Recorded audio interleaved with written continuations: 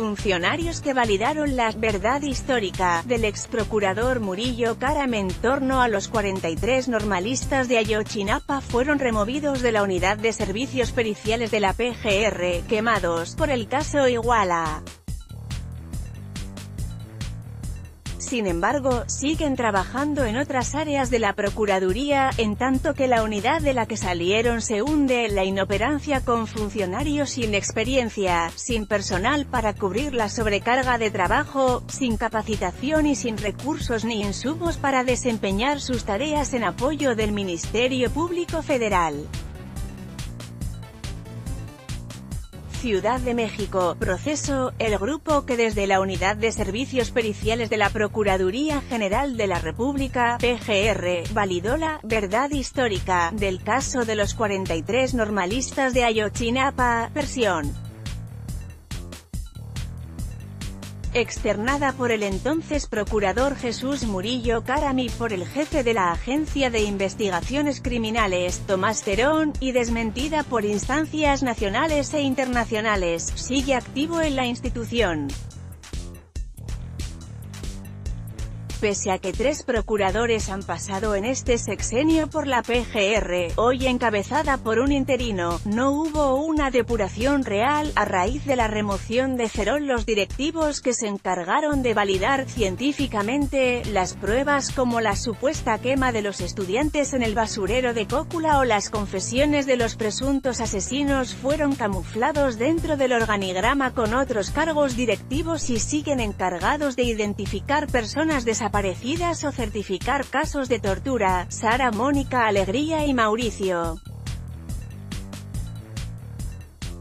Cerón Solana, los 2 funcionarios de alto nivel que salieron de servicios periciales cuestionados tras los informes del equipo argentino de antropología forense, EAF, el grupo interdisciplinario de expertos independientes de la Comisión Interamericana de Derechos Humanos, CIDH, la Oficina de la ONU para los Derechos Humanos y un informe preliminar de la Visitaduría General de la PGR que no se dio a conocer, se dedican ahora a asesorar a sus suplentes y dan cursos sobre búsqueda de desaparecidos a futuros técnicos forenses.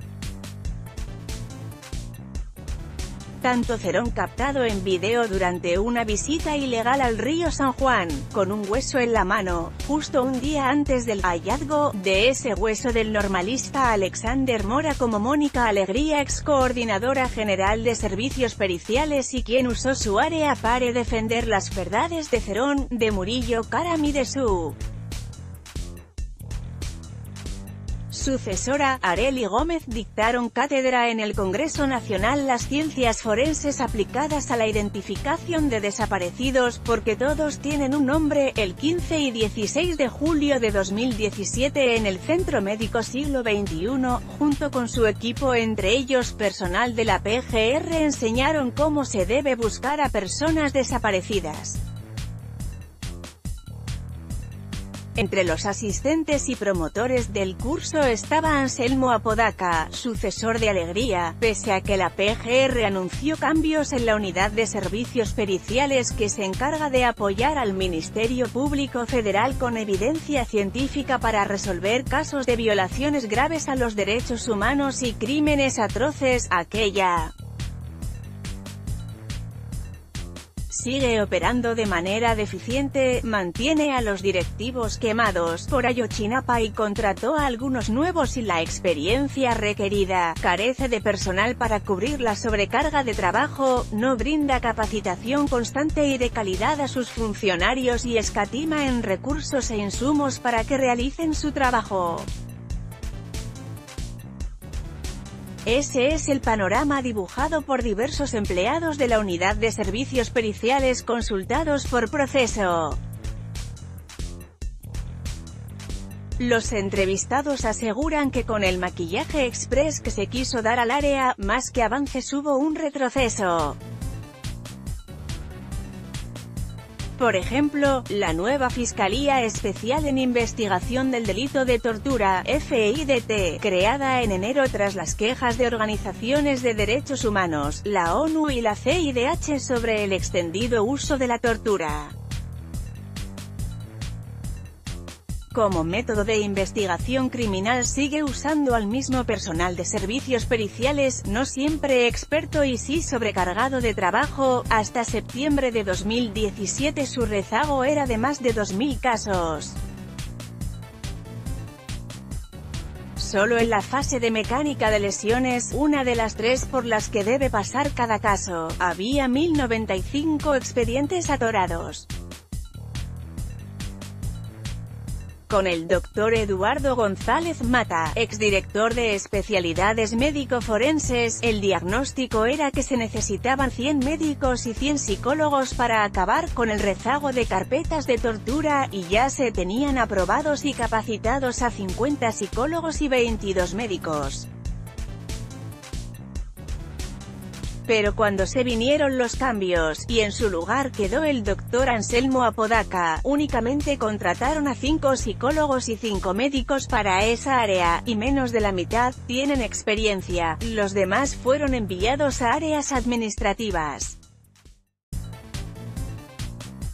A la directora general, Margarita Montaño Soriano, sustituta de González Mata, se le hizo fácil acabar con el rezago dando a cada médico 100 casos y dejó los demás al personal que ya tenía sobrecarga. Así funciona la FIDT, con los mismos de antes y con nuevos con poca experiencia, dice a Proceso un funcionario de esa unidad quien habló a condición de mantener el anonimato, por miedo a represalias. Otros confirmaron lo dicho. Este diagnóstico toma relevancia a partir de la decisión de un tribunal federal que, la semana pasada, pidió a la PGR reponer el procedimiento de 20 de los detenidos por el caso Ayotzinapa que aseguran haber sido torturados para autoincriminarse, y porque Servicios Periciales no actuó de manera independiente al evaluar la tortura. Además determinó que la investigación sobre la desaparición de los 43 normalisetas no fue pronta, efectiva, independiente ni imparcial por parte de la PGR, como lo exigen la jurisprudencia de la Corte Interamericana de Derechos Humanos y los protocolos de la ONU, y ordenó crear una comisión de la verdad que lo investigue. Los magistrados avalaron también el informe que en marzo pasado presentó en Ginebra el representante en México de la Oficina del Alto Comisionado de las Naciones Unidas para los Derechos Humanos, Han Harap, titulado Doble Injusticia, que encontró tortura en al menos 34 de los detenidos por la PGR en los que basa su verdad histórica. Dicho informe fue rechazado por el gobierno mexicano con agresivo lenguaje diplomático. Mecanismos de la impunidad a partir de las investigaciones independientes de organismos internacionales que comenzaron a desnudar la versión de la PGR sobre el destino de los normalistas. Esa dependencia anunció la salida de la química. Alegría Medina, quien era incondicional de Cerón y a quien se señalaba desde antes por mala práctica en casos como la masacre de los 72 migrantes en San Fernando y la matanza de Cadereyta. Pero su equipo de trabajo continúa coordinando áreas clave, a partir de la solicitud de transparencia con folio 1.700.100.418, sobre los cambios en la unidad, y de información interna, se desprende que Gildardo Cruz Velasco, quien fue director de laboratorios criminalísticos donde se coordinan las áreas genética, identificación, criminalística, fotografía, balística y química, es ahora director del Laboratorio de Química Forense. Héctor Enrique Osorno Magaña, quien era el encargado de incendios y fue el responsable de los controvertidos dictámenes del basurero de Cócula donde supuestamente habrían sido calcinados los 43 normalisetas, ahora es director de área de telecomunicaciones e ingeniería. En Medicina Legal Forense está Iván Mosqueira, elegido por Alegría para la Comisión Forense. Ángel Martínez, aún jefe de departamento, es señalado como quien no supo gestionar los casos de tortura para que no se acumularan. Marta Acela Valdez González, directora de Biología Molecular, encargada de llevar los restos de los huesos encontrados en el río San Juan al laboratorio de Innsbruck, y en cuya área falsearon los resultados y anunciaron que eran de un segundo normalista, lo que luego fue desmentido por el EAF, y que retrasó los estudios a las ropas de los normalistas. Sigue en el área de genética, pero sin hacer labores periciales. Dentro de la unidad se sabe que Alegría sigue asesorando a su sucesor, Apodaca, quien promueve los cursos que ella imparte. A ella se le vio en los festejos del pasado aniversario de servicios periciales. Manuel Cerón, quien a pesar de ser personal administrativo apareció en Iguala con Tomás Cerón, en apariencia sembrando el hueso de Alexander Mora, da cursos junto a su exjefa y, dicen los entrevistados, trabaja en la Procuraduría Capitalina. Otra integrante del equipo que permanece en su puesto es la odontóloga forense Yoshiko Cerón, que los acompaña a dar capacitaciones como la del Congreso Nacional de Julio de la Organización Interjurídicas. Apodaca es señalado por los entrevistados como el que detuvo los cambios que estaban por aplicarse en servicios periciales para el mejoramiento del área, organización interna, contratación de personal capacitado para torturas o creación de panteones especializados en personas no identificadas. Apodaca designó a Montaño Soriano directora general de especialidades médico-forenses. A ella los empleados la acusan, en documentos internos, de trato prepotente y de no contar con los estudios para el cargo.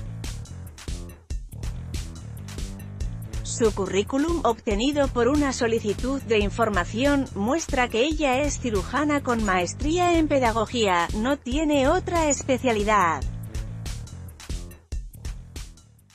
Con Apodaca sigue incrustado el grupo de Sara Mónica y ellos desplazaron a gente con experiencia y servicio profesional de carrera para contratar a gente sin experiencia ni perfil, como Montaño, y mantuvieron a los que hicieron daño.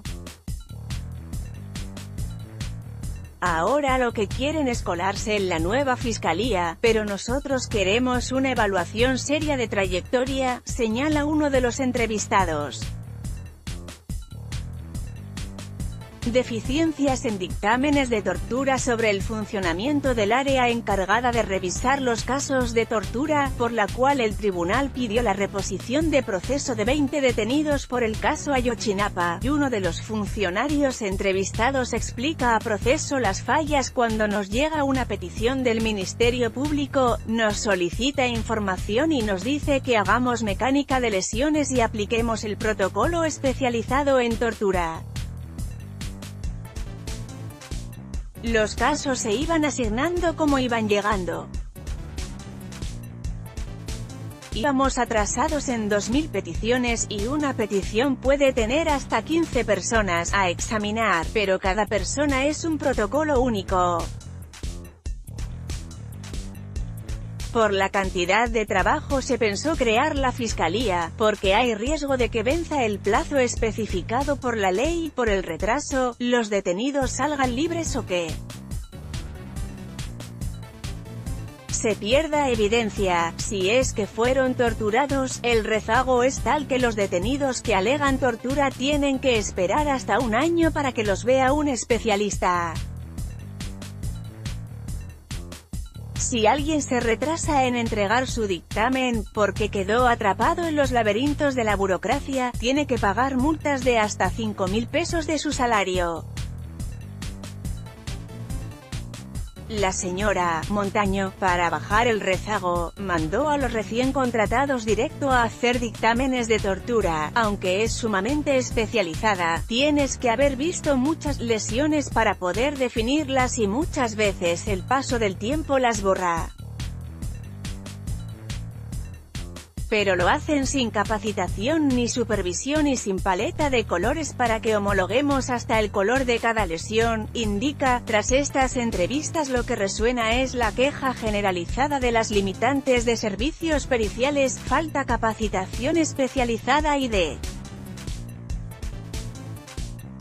calidad, equipamiento, instrumental básico, seguros contra contagios, bonos por riesgo, máquinas con programas adecuados, computadoras, espacio físico, personal, terapias psicológicas, viáticos, buena coordinación, directivos experimentados. Este reportaje se publicó el 10 de junio de 2018 en la edición 2171 de la revista Proceso.